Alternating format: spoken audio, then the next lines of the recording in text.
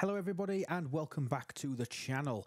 If you are brand new here, this is going to be a video for you. We are going to give you some tips for new players. So if you are brand new to Star Trek Fleet Command, give you a quick bit of background. This game has launched in November of 2018 and I've been playing it since November 18. So you can see I'm currently an Ops 63 player at the time of recording, and I'm going to give some new players some tips, things that you should be doing either every day or things for you to make sure that your start off in Star Trek Fleet Command goes well. So let's dive in and let's go through some tips for a brand new player.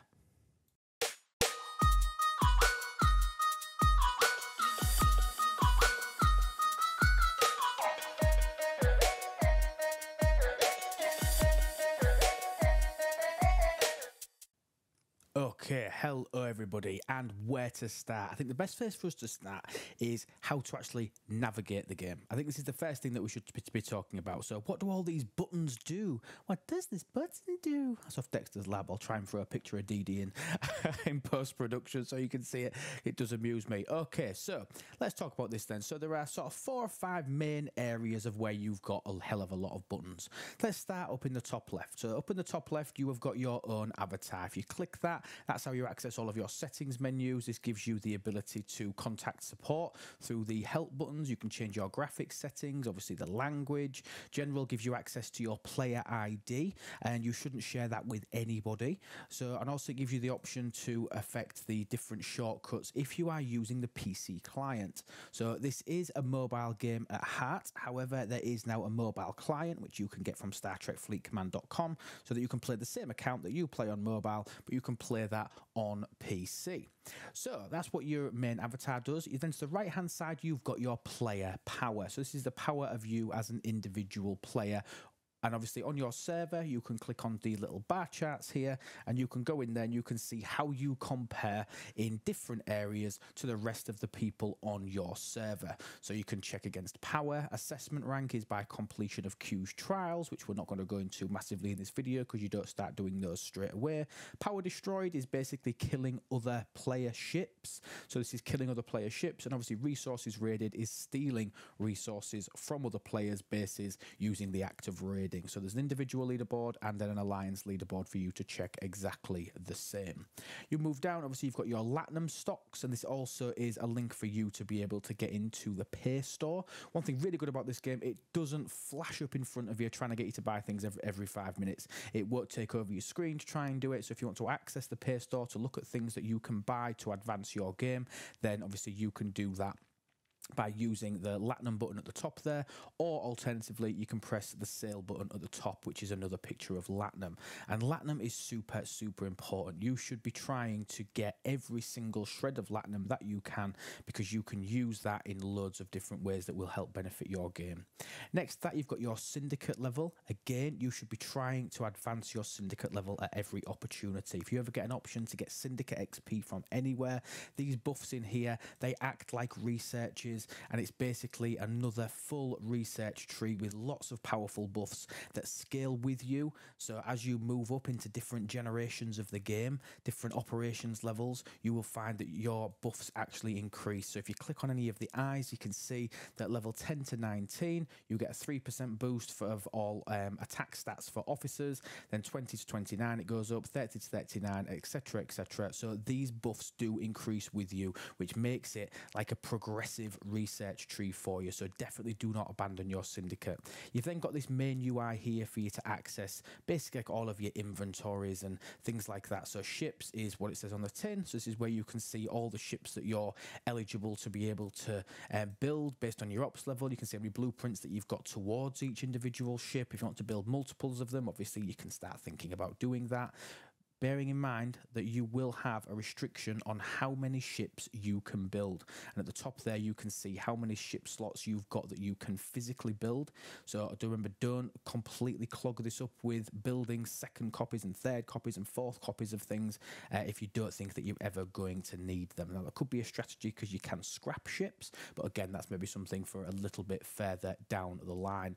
Officers, again, this is showing you all the different officers in the game. There is over 150 officers now in the game. Lots of people that you will recognize, lots of people that you don't. Some Star Trek Fleet Command specific creations that obviously you'll be able to acquire over the time. But we've got old stalwarts like Miles O'Brien and Beverly Crusher, TOS Uhura, lots of things that you will have seen. And then Star Trek Fleet Command creations like 5 of 11, which is a Borgified version of Jayla from the J.J. Abrams movie. Obviously Khan, which is the Benedict Cumberbatch version. There's lots of different officers in here, and this is where you can access those officers. And we're going to talk a little bit about officers a little bit later on. You've got the command section. Now, this is for when you unlock fleet commanders, which are in essence, again, another research tree, but tied to the officers that you have slotted. So set up here in your available seats, you get access to their particular benefits. I have done another video on fleet commanders, so please go and check that out on the channel. And if you do like the content, please, and you want to see more and more of this low-level content to try and help people at the early stages of the game, let me know down in the comments, and please, please, please like and subscribe to the channel. You've got your factions. So factions, we started off in the game to start with only 3 factions. So Federation, Klingon and Romulan. Over time, more and more factions have been held. Now, lots of these are ops level gated. So you will find that you start off with the main 3 and then you start to progress to open up the different factions as you progress up in ops level and achieve certain goals. Like, for example, your X-Borg store, the one that's up on your screen now, you need to be ops 38 to be able to unlock that, just to give you a rough idea. So you can access all of your factions. And a quick tip for everybody, you have to gain reputation in all of these factions, and reputation is very, very important. You can see at the top here what your actual reputation is, and if we go to one that I don't have maxed out, you can see what your reputation is. You can see how many points it is for you to get to the next level. You can click on it to see the range of that particular reputation level, and if you wanted to see all of your reputations at a glance, you can click right up here in the top right hand corner. There's like a little flag that you can click, and that will give you a list of all of your faction reps in one place, so you can see where you are at a snapshot without clicking through all of the individual faction stores.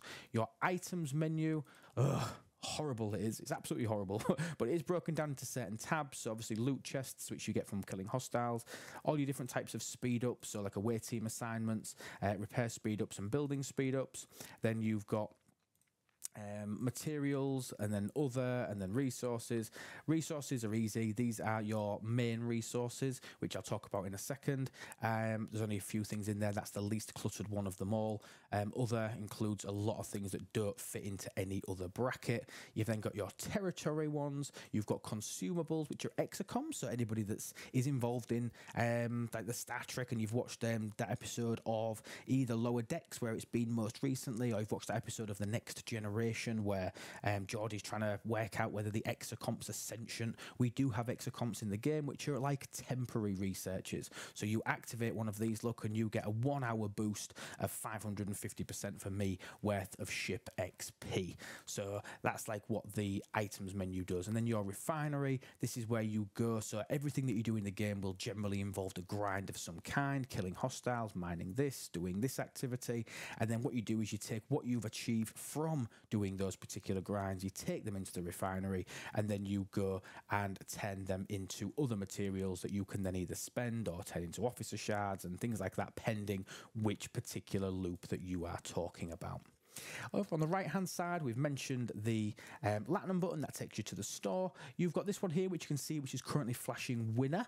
Winner's probably not the right word for it, but what winner means when it's flashing, it means that you've completed something within an event. So by clicking on that, you will receive some sort of event reward, but from an event that you've completed. But when that winner's not flashing, you can click into that again, and you can see all of the active events that are currently available to you. So now be very careful, because some of them, like these, the first 3 on here, these are just events that you can see out the bat, so you can see what you need to do.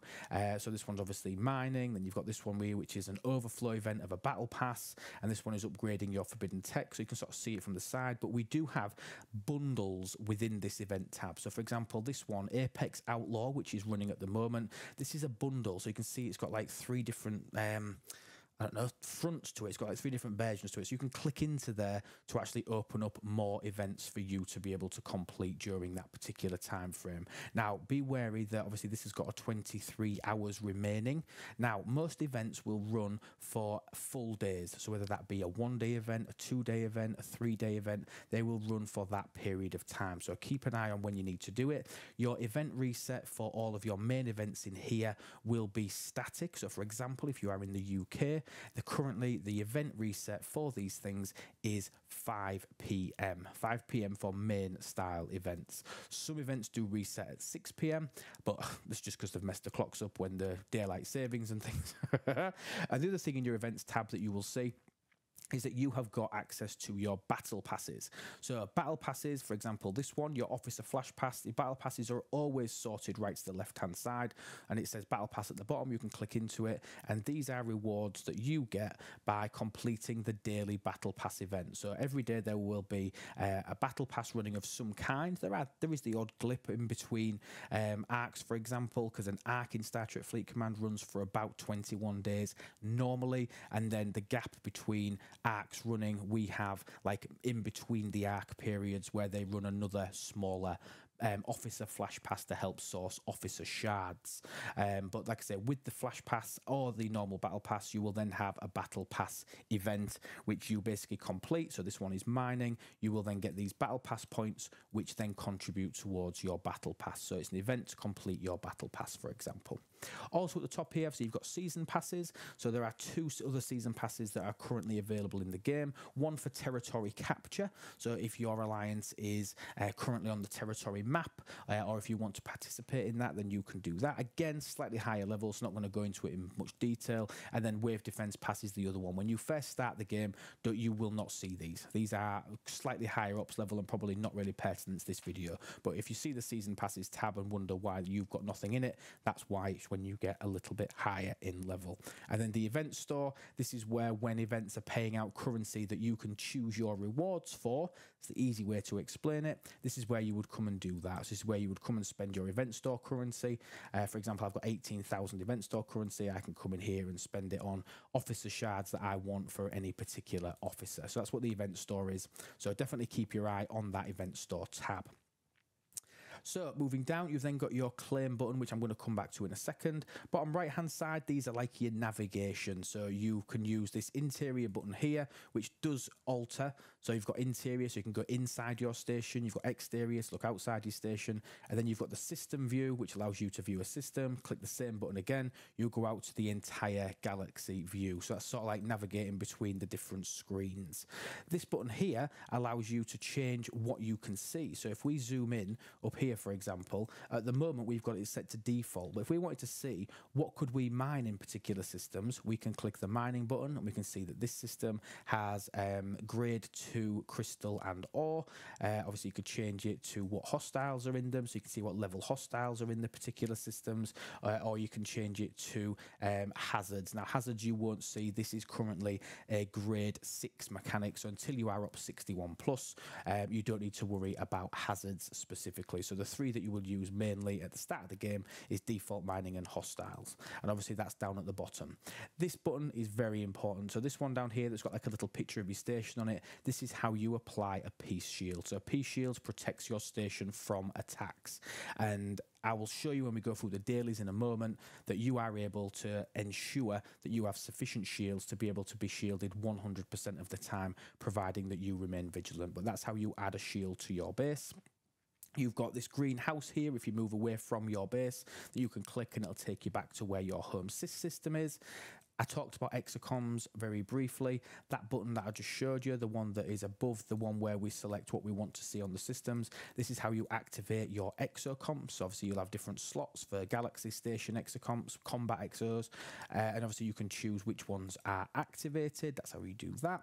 And then obviously at the bottom here, you've got all of your ships. So you start off with 1 dock and you start off with 1 ship. However, obviously over time and with progression in ops levels, more and more docks open up to you, and this is tied to, in terms of being free to play acquiring docks, you can acquire 6 docks free to play within your game as you progress up through the ops levels. And they are all tied to a particular research, which is called a fleet command, which is quite aptly named, isn't it? But obviously we can show that our fleet commander, I think it's called the actual research that generates those, but I could maybe cover that a bit later on. Bottom left-hand side, you've got your alliance button, which I'm going to cover in a second. You won't see, yours will look slightly different. It looks slightly different down here, so you can see I've got the big yellow eye, and I've also got this set of crosshairs there. What yours is most likely to look like, down like in this bottom left-hand corner, is this. So you will see a green Starfleet badge and then your yellow eye next to it. So if this is what you see, that is normal. Don't expect to be able to see the crosshairs yet. That is how you access the Q's trials that I briefly mentioned earlier, but for now, don't worry about it. Your green Starfleet badge, that allows you to access your field training, which is, again, one of my key points that I'm going to talk about in a moment. Now, the I button accesses you to basically things that you need to be thinking about daily. So it accesses your daily goals. So this is your dailies, obviously daily goals there. You complete your dailies. Every daily that you complete by doing a certain task awards you these points down the side that you can see, 5 points, 40 points, 20 points, etc. And they contribute points towards these chests at the top.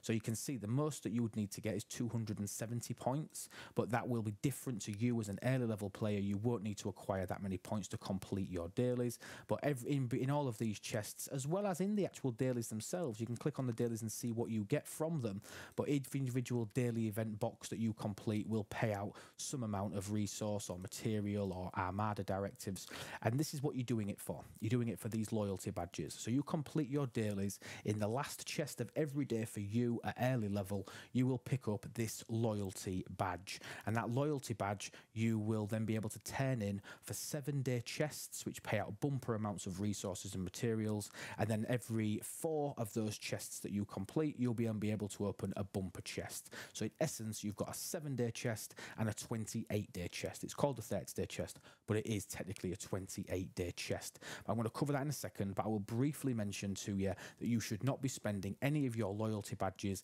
until you get to at least Ops 23. So talking to brand new players to the game, save your loyalty badges, hoard them until you get to Ops 23, because at that point you will be able to exchange them and unlock a ship, which is the Ferengi Devore, that you will be able to use to go out and mine Latinum, because Latinum's super important. In here, starting at operations level 8, you will start to be able to complete away team assignments. Which away teams to focus on, I have done a video. It's called the 4+1 method in terms of which away teams that you should do, so go check that out on the channel. I'll link that in the episode description just so that you know exactly where to find that particular event, and any other videos that I reference, I'll pop the links down below as well. You've got your missions. When you are early on in the game, you will be inundated with missions. I've done over 5,000 missions in this game in the last 5 years, and I bet you that between Ops 1 and Ops 20, I bet you do 600-700 missions, and they are so important to you for getting early level resources and for also getting officer shards. Now, any mission that pays officer shards, that's what you should choose. Certain missions will give you a choice of an activity to do that pays out different rewards. Always go for officer shards. And if you've got options of them, early doors, 2 of the really key officers are Chen and Talan, which I will talk about, and I will cover that in a second when we go through the basics of officers. But that's the general UI for it, and the only other thing to talk about is this one, which is your building queues and your research queue. So you will start off with 1 building queue, and you will start off with 1 research queue, so you can have 1 building and 1 researcher going at any one time. Now, if you was thinking about spending a little bit of money or the odd bit of cash, this is where I would recommend that you do it. You can get a second building slot for £5 or equivalent in your currency, and you can get a second researcher for £10. So for £15, you can have 2 buildings and 2 researchers going at any one time, and they should always be full, especially in the early days. You should always have buildings being upgraded, and you should always have researchers going as well. So super important, and that's a general look at the UI. Okay, moving on. I'm just showing you some of the fantastic artwork in some of the systems. Absolutely stunning. They've done a fantastic job with some of the art in the systems. But next thing I'm going to start talking about, we're going to go through some quick fire tips for you. Okay, so to start off with, up until operations level 12, you have the ability to change server. When you first get into the game, you will be giving a server transfer token.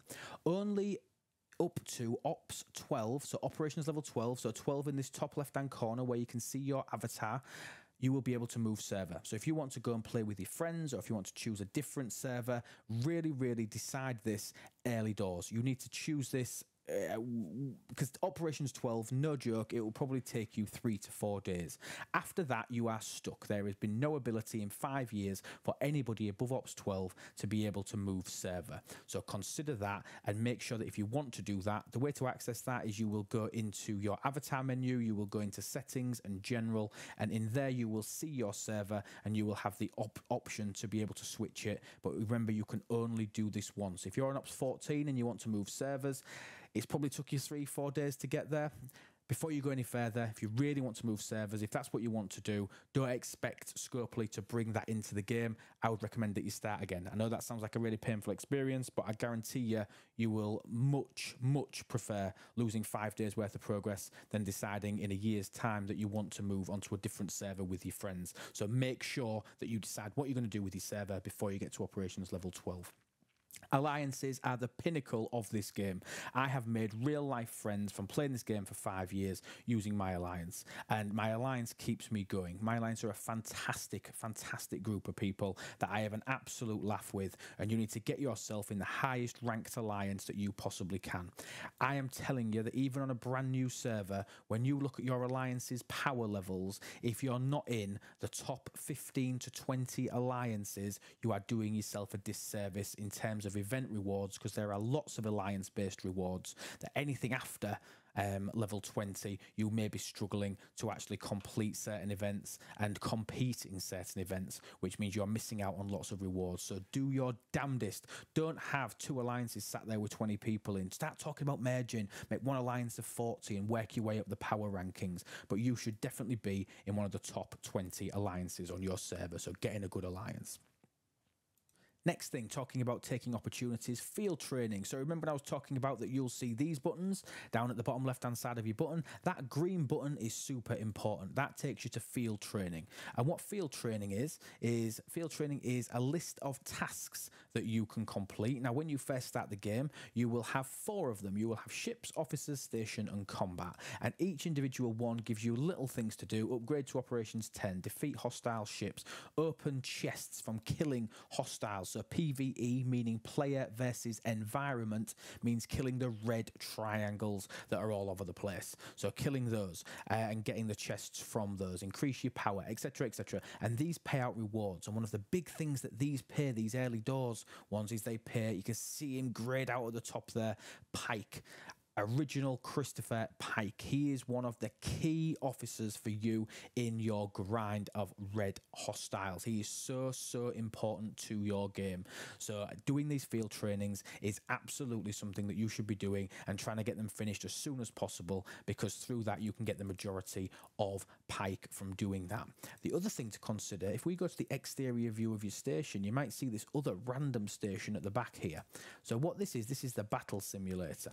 And the battle simulator allows you to basically, it's a little fun game within a game, and it allows you to earn shards within field training, because there is a field training tab for this, meaning that in the battle simulator it gets you to the point where yes, you get funky avatars from top of the class and things, but you can also get some other rewards by completing this. And the very final stage also allows you to get shards for epic James T. Kirk. So very important for you to consider doing that. And again, you access that, click the exterior button where you're looking at the outside of your station, and obviously then you can click the other little substation button to access your battle simulator. Okay, daily routine. I mentioned earlier that all events have a 24-hour cooldown, 24-hour timer, sorry, for you to be able to complete things. Some of them are 48, some of them are 72, 96 even. We even have 5-day events sometimes, but they all run on like 24-hour cycles. What doesn't run on a 24-hour cycle is your claims of your specific pulls. So for you to be able to utilize your refinery that I mentioned before and the other areas, you need to get a daily routine, and in an ideal world, try and sync all of these up. So let's say, for example, I'll use me. I do all of my claims in the morning. So my daily minutiae, I get up in the morning while I'm having my first coffee, I go around and do these activities. And there are 4 main places that you need to go through and do all of your claims. So the first one is the refinery tab. So you click the refinery tab and work your way clockwise round. So look at this. So you go down, you claim all the materials. So you go out and mine things. The stuff that you've mined, you turn that into other things. And then you work your way down this list. So what ship parts can I refine? You won't see ship parts in your refinery, brand new to game, so don't worry about that. You won't see Mirror Universe, Territory, Amalgam. There is so little for you to do early doors. You're basically going to be doing your materials to be able to do it. So you go out, you mine your G2 resources, and then you can take those and you can convert them into uncommon materials in there. So make sure you do that. So that's your refinery tab. Click into it, work your way down, everything that you've got to pull, do all that in one go. And like I say, 22 hours later, it'll be a similar sort of time for me, still the morning. When I get up, I can go and do that again. The next box working round is this claim button. So this claim button gives you access to 3 different tabs. Now, you will not see this claim all button. What you will have to do is you have to click into the individual bundles, and you will have to claim everything that you are physically able to claim within those bundles. When you hit Syndicate level 21, you will get this claim all button, which basically clicking it claims everything within that chest. Now, this right hand side one here, chests, also gives you where you claim in those loyalty badges that I was talking about that you get from completing your dailies. So your 7 and 30-day loyalty chests, and like I say, it is technically 28 days before you can pull these, not 30, which is nice, but you need to wait. Do not pull these until Ops 23. Just hoard and hoard and hoard and hoard, and do not do anything with them until Ops 23. That's my little tip for you in relation to that. And then, like I say, within this tab again, you can see at the bottom, we've got all these other tabs. So work your way through all of these tabs, claiming everything that you want to physically claim. If you would like to see a video on what I claim and when I claim, maybe for the more experienced players, let me know down in the comments. I'm more than happy to go through my daily routine in terms of what I claim. Then working around again, we're going to go to this button down here, the Alliance button that I said I would mention. And then you can check in here whether there is any events on, such as the War Room. And so you, like, for example, there is one ongoing now, so I can go in there and I can claim that, which is nice. And then I can see if there's any territories coming up during that day that I need to plan for. That's why I check that tab, so I can see that my next takeover is in 20 hours and 3 minutes. So I will notice that when I check in the morning, when I go around and do my collections. And then the final one is up here again. It is the factions button. So the factions button, you might want to come in here, and in your early stage game, you are going to want to turn in your faction credits that you may be earning from different events and dailies, even if you've got to the point where you're earning reputation. And then you might want to be changing those in for recruit bundles. And again, accessing something called transporter patterns, which then lets you choose which officers that you want to get, is so important. If you want to see my video on that, please let me know down in the comments, and I will look to make an updated video on that, because lots has changed since I last made it, and where to spend and how to acquire faction credits. I'm happy to do that. But then work your way down the list of all the factions, claiming everything that you want to do. So that's getting yourself into a daily routine, which is very, very important. Okay, next thing, engaging the community. This game is nothing if it's not its community. This is one of the best communities of any game on the planet, and I've heard this, not being an avid gamer myself, but from people that are huge gamers. The community within Star Trek Fleet Command is exceptional. Near enough anybody will help you. There is, of course, that odd one person which spoils it for other people, but on the whole, it's a super helpful community here within Star Trek Fleet Command. So engage in it. So connect. You're watching my video now. Thank you so much. But check out the other content creators. Google Star Trek Fleet Command content creators. Go check it. Download download Discord. If you are not on Discord, Discord is one of the best places for you to ask questions, get information, and join our Discord where you can get all the official announcements. Link to that again is down in the description. It is the second biggest Discord in Star Trek Fleet Command. The only one bigger is the official Discord, which again you can access from our Discord as well, so that you can make yourself a community on there. And what you might find is when you start building up an alliance and you've got a good hive of 20-30 players that are all playing together and chatting, you might make your own alliance Discord where you can chat and plan and strategize, because the chat within game, within alliance chat, which obviously you access at the top here by clicking, you can see your alliance there where you can talk to each other. It's buggy, it's glitchy. Get yourself set up on a Discord server, and obviously stuff is there forever. It's a far better way for you to be able to communicate. But definitely access Discord. You can get on our Discord like loads of charts and information and graphs, loads of stuff to be able to help you out with your game as to when refineries change, all that sort of stuff. There's so much that you can access outside of the game that will really help you. Basics of combat. Now, this is something that I did want to talk about, but I'm not going to go into super depth. Anything that you want me to cover in more depth, let me know down in the comments, and I will either make like a short on it, or we can make another YouTube video specifically covering it. But I wanted to talk about the basics of combat. Now, every single ship, there are 4 different types of grade of ship, okay? Now, those grades of ship are Explorer, Interceptor, Battleship, and Survey ships, okay? So if you click on any ship anywhere out in space, let me go find one. Here we go. We found one here, so we'll give a little shout out here to Safi.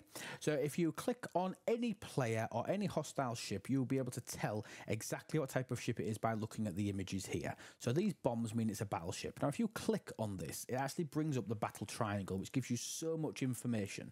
So you can see here that the 3 bombs dropping down are battleships. The diamond is the explorers, and then the wing there is interceptors. Now, there is a battle triangle, which basically means that if providing you're working with these arrows, then you will have a natural advantage in relation to your statistics against that particular ship. So what it's telling you here is that battleships have a natural advantage against explorers, explorers against interceptors, interceptors against battleships. Now, the other type of ship that I mentioned, which is surveys, which is your miners, that is basically neutral across all 3. So nothing has an advantage and nothing has a disadvantage. Defense platforms is when you're attacking stations. Armadas is when you're hitting group targets, or when you're attacking solo armadas, which is like this one here that you've got. But super easy. So click on any ship, click on it, and you'll be able to check out the triangle. But try and familiarize yourself with this and understand that you will do better, especially in the early days when you've not got your research up really high, how much the battle triangle actually helps you if you can stick within it. Super important.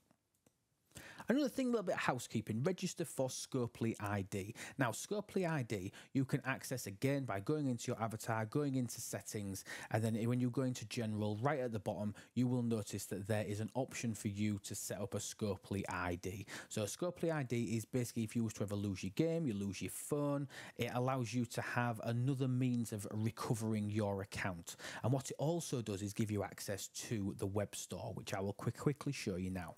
So upon creating a Scopely ID, you then get access to this, which basically gives you where you can check out any events that are running online. You can look at news, so you can look at all the releases of all the new content and see what obviously the game are putting out on their official channels. But you can also access the store. Now, the store gives you the availability for you to buy things that you can buy within the game. And one thing that I will point out to you, buying anything from within an app, so whether that be iOS or Google, is technically doing you a disservice, because you can spend the exact same amount of money on the web store, or if you're choosing the PC client does exactly the same as this, you can opt to buy a pack from here and you get an additional currency. Now, that additional currency is called multi-phasic credits. So you can see at the bottom here, or at the top there, look, multi-phasic credits 2,700. These allow you to get extra resources and materials in game just because you're using their store to purchase it. You do not get that if you're buying it on iOS or Android.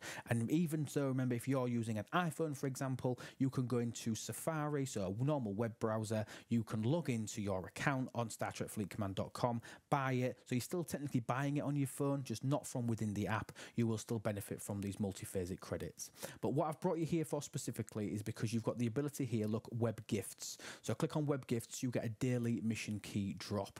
So you claim this every day. This is absolutely free. You get this mission key, and if we go back into game, you can see it's dropped into game, and you can exchange that in your officers menu, and then in your recruit menu, you can see mission key recruits. This is giving you the ability to get one epic shard every single day for free, which sounds like a slow drip, but when you think it's about 100 to unlock it, that means that you're going to be getting 3 unlocks a year for absolutely free for doing nothing other than logging in to a website. So you should definitely do that. And I would emphasize as well that I would stress that everybody try and play this on PC if you can. It's a far better experience playing on PC. That's just my opinion. Some people agree, some people vastly disagree with that, but I think the experience on PC is really big. Okay, let's talk about crewing. Let's talk about crewing a little bit. So when we look at a ship, so at the bottom here, you've got obviously your docks. If you are brand new to the game, you'll have 1. You might have locked a second. But by clicking on a ship and then clicking the manage button, that then takes you into this menu where you've got the option to either upgrade that ship or assign officers, which I'm going to mention in a second. Obviously, you can swap the ship for anything else that you've got within your roster that you've built already. You can check out refits and forbidden technologies. These are a little bit deeper. I'm not going to go into them for now, but you want to swap ships. This is the menu that you do it in. But I'm going to talk here about this little menu on the right, which looks really confusing. But to start off with, let's go into the assign officers tab. So in the assign officers tab, you can see there are 2 different rows. So the top one is your bridge and the bottom one is your below deck slots. So your bridge, basically you get to activate. Now officers can have 2 out of 3 different types of abilities. So they will either have a captain's maneuver and an officer ability, or they will have an officer ability and a below deck ability. So a captain's ability, so for example, this one here, this Borg Barrett, when you click on him, you will see that he has this, which is a captain's maneuver. So whenever you click on it, you can tell exactly what it is, increasing your crystal mining speed by 150%. And then you click on this, it is an officer ability, and he's getting a warp speed increase of 45%. So what that means, as a captain, he needs to be in this middle seat. So for his captain's ability to be active, he needs to be in this middle seat on the bridge. For an officer ability to activate, he can be anywhere on the bridge. So even though he's captain, as captain, we are getting the benefit of his captain's maneuver and his officer ability. Now, if we take this one, for example, Hershey, we can see here, oh, she's got 3 boxes. What does this mean? So chain of command, captain's maneuver. This officer does not have a captain's maneuver. So in essence, Hershey, if you put her in the middle slot, you are not getting any secondary benefit for having her in the captain's slot. But she does have this, her officer ability, increasing the cargo size of your ship, so how much that you can hold, and then the right-hand side, below deck ability, increases gas mining speed by 100%. So below deck ability means that it will be active while she's in these bottom slots. Below deck abilities will not activate if they are on the bridge.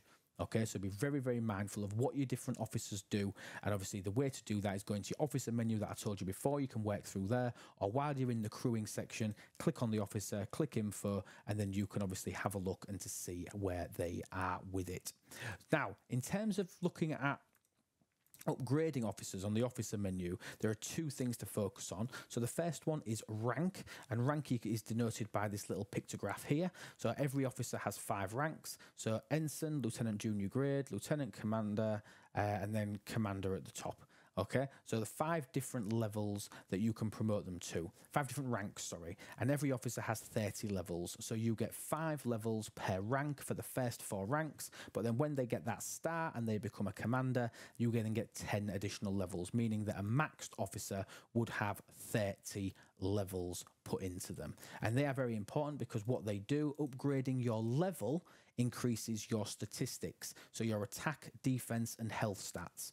Upgrading the rank improves either your officer ability, if that's what you're looking at, or your below deck ability. So rank improves both of those, whereas level increases their stats. Now, the only way to improve an officer's captain's maneuver is with what's called synergy. So officers have a synergy group. So for example, you can see here that we have got 45% synergy from these officers because they are part of the same group. So when you look at them, you can see 3 of 11, Unimatrix 012. And if we look at this, 11 of 11, Unimatrix 012. So they are from the same officer group, which is why when you put them on the bridge, you get these synergy bars here. Now, if I take her off and I put Hershey up there, because she is in a different group, she is in the Enterprise NX-01 group, I have no gold bars, so I have no synergy. So what she is doing is absolutely nothing to Borg Barrett's captain's maneuver, because that is what is improved by synergy.